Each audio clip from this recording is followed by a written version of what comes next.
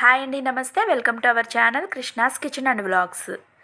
ఈరోజు ఈ వీడియోలో ఎండతో పని లేకుండా ఇంట్లోనే ఈజీగా బొంబాయి రవ్వతోటి ఈ విధంగా వడియాలను ప్రిపేర్ చేయండి.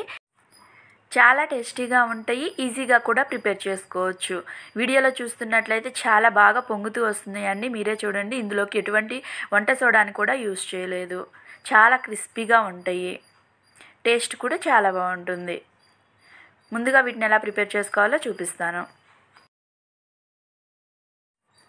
స్టవ్ వెలిగించుకొని ఒక గిన్నెను పెట్టుకొని అందులోకి 8 కప్పుల వరకు నీళ్ళను తీసుకోండి.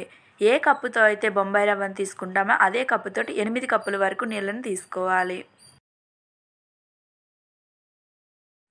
ఇలా 8 కప్పుల వరకు వాటర్ని తీసుకున్న తర్వాత ఇందులోకి మీ రుచికి సరిపడినంత ఉప్పుని వేసుకోండి. నేనైతే ఇక్కడ 1 టీ స్పూన్ వరకు సాల్ట్ని వేసుకున్నాను. ఇందులోనే 1 టీ స్పూన్ వరకు జీలకర్రని కూడా వేసుకొని ఈ వాటర్ని బాగా బాయిలింగ్ అవ్వనివ్వండి. వాటర్ ఈ విధంగా మరిగిన తర్వాత మంటను లో ఫ్లేమ్లో పెట్టుకొని 1 కప్పు బొంబాయి రవ్వను తీసుకోండి. వీడియోలో చూపిస్తున్న విధంగా గరిటెతో కలుపుకుంటూ నెమ్మదిగా రవ్వని నీళ్ళలోకి వేసుకోవాలి. మీరు ఒకేసారి వేసుకున్నట్లయితే రవ్వ అనేది ఉండలు కట్టేస్తుంది. మంటను లో ఫ్లేమ్లో ఉంచుకొని రవ్వని నిదానంగా ఈ విధంగా వేసుకోవాలి.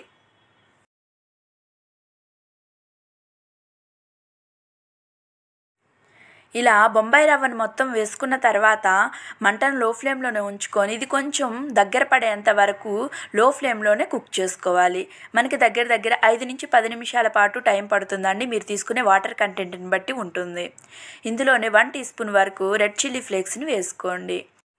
రెడ్ చిల్లీ ఫ్లేక్స్ చేసుకోవడం రాకపోతే 1 టీ స్పూన్ వరకు కారాన్నైనా వేసుకోవచ్చు, లేదా పచ్చిమిర్చి అల్లం పేస్ట్ని 1/2 టీ స్పూన్ వరకు అయినా యాడ్ చేసుకోవచ్చు.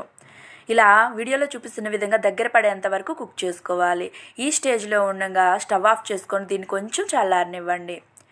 ఈ స్టేజ్లో తీసుకున్నట్లయితే మీరు చల్లారిన తర్వాత ఇంకొంచెం తిక్కుగా తయారవుతుంది. కొంచెం వేరొక గిన్నెలోకి తీసుకొని వీడియోలో చూపిస్తున్న విధంగా ఒక కాటన్ క్లాత్ మీద ఇలా వడియాల్లాగా పెట్టుకోండి. వీటిని పలచగా పెట్టుకున్నట్లయితే త్వరగా డ్రై అయిపోతాయి. లావుగా తీసుకున్నట్లయితే డ్రై అవ్వడానికి టైం పడుతుంది. మీరు తీసుకున్న పిండి మొత్తాన్ని ఇదే విధంగా వడియాల్లాగా పెట్టి తీసుకోండి. ఇలా పెట్టుకున్న ఈ వడియాల్ని మీకు వీలైతే ఎండలో పెట్టుకోండి, లేదంటే ఫ్యాన్ కింద పెట్టేసుకొని వీటిని పూర్తిగా ఆరనివ్వండి. మీరు పలచగా పెట్టుకున్నట్లయితే ఇవి త్వరగా డ్రై అయిపోతాయి.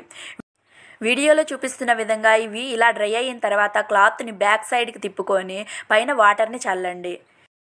ఇలా చేయడం వలన క్లాత్ నుంచి వడియాలు అనేవి ఈజీగా సపరేట్ అవుతాయి. ఇలా తీసుకున్న వడియాలని ఒక గిన్నెలోకి తీసుకొని 1 గంట 2 గంటల పాటు బాగా ఫ్యాన్ కింద కానీ ఎండలో కానీ డ్రై అవ్వనివ్వండి. చూసారు కదా ఎంత ఈజీగా వస్తుందో క్లాత్ నుంచి. ఈ బ్యాక్ సైడ్ అనేది కొంచెం తడిగాను మెత్తగాను ఉంటుంది. అందుకే ఇలా తీసిన వాటిని కొంచెం సేపు ఫ్యాన్ కింద కానీ ఎండలో కానీ ఉంచినట్లయితే ఇవి త్వరగా డ్రై అయిపోతాయి. నేనైతే ఫ్యాన్ కిందే డ్రై చేసేసానండి, మాకైతే ఇంట్లోకి ఎండ అనేది రాదు. వీడియోలో చూపిస్తున్న విధంగా ఇలా పూర్తిగా డ్రై అయిపోవాలండి. మెత్తదనం కానీ తడిదనం కానీ ఏమీ ఉండకూడదు. ఇలా డ్రై అయిపోవాలి. స్టవ్ వెలిగించుకొని ఒక బాండి పెట్టుకొని అందులోకి ఆయిల్ని తీసుకొని ఆయిల్ బాగా హీట్ అయిన తర్వాత మంటను లో ఫ్లేమ్లో పెట్టుకొని వీడియోలో చూపిస్తున్న విధంగా వడియాలని ఫ్రై చేసుకోండి. చూసారు కదా, ఎటువంటి వంట సోడా యూజ్ చేయకుండా మనకి వడియాలు అనేవి చక్కగా పొంగుతూ చాలా బాగా వస్తాయి. వీటి టేస్ట్ కూడా చాలా బాగుంటుందండి. ఒకసారి మీరు కూడా ట్రై చేసి మీకు ఎలా కుదిరిందో నాతో షేర్ చేసుకోండి. ఇదే ప్రాసెస్లో మీకు కావాల్సిన వడియాలని ఫ్రై చేసి తీసుకోవచ్చు. ఇవి బ్రేక్ చేసి చూపిస్తాను చూడండి, ఎంత క్రిస్పీగా ఉన్నాయో మీకే తెలుస్తుంది. చూసారు కదా, ఈ వీడియో కనుక మీకు నచ్చినట్లయితే ఒక లైక్ చేయండి. మరెన్నో మంచి రెసిపీస్ కోసం మన ఛానల్ని సబ్స్క్రైబ్ చేసుకోండి. Thank you for watching.